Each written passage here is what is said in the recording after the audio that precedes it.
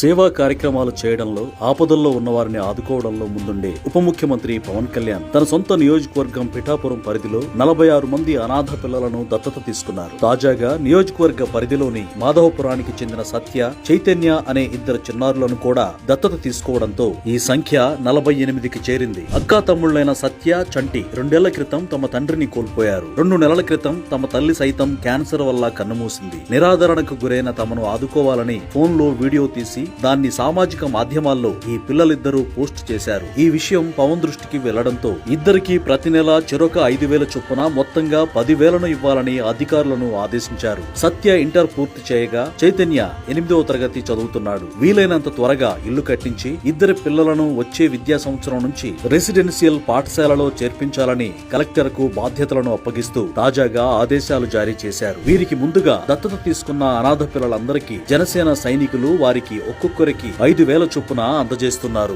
ఈ డబ్బును పవన్ తనకు ఉప ముఖ్యమంత్రి హోదాలో వచ్చే జీతం నుంచి పంపిస్తున్నారు. తన పదవీ కాలం ముగిసే వరకు ఈ ఆర్థిక సాయం నిరంతరాయంగా కొనసాగుతుందని పవన్ స్పష్టం చేశారు. ఇటీవలే పవన్ కళ్యాణ్ కాన్వాయ్ ను ఆపి ఓ వ్యక్తి అరుదైన వ్యాధితో బాధపడుతున్న తన కుమార్తెకు సాయం చేయాలని విన్నవించుకోగా, వెంటనే ఆ బాలికను హైదరాబాద్ ఏఐజీ ఆసుపత్రికి పంపించి చికిత్స చేయించడంతో పాటు ప్రతి నెల 12,000 రూపాయల సాయం చేస్తున్నారు. రాజకీయ నాయకుడిగా ఉన్నప్పటికీ చేస్తున్న సాయాన్ని ప్రచారం చేసుకోకుండా మానవతా దృక్పథంతో ఆయన చేస్తున్న ఈ సేవలపై రాజకీయ వర్గాల నుంచి, జనసేన సైనికుల నుంచి ప్రశంసలు వెల్లువెత్తుతున్నాయి.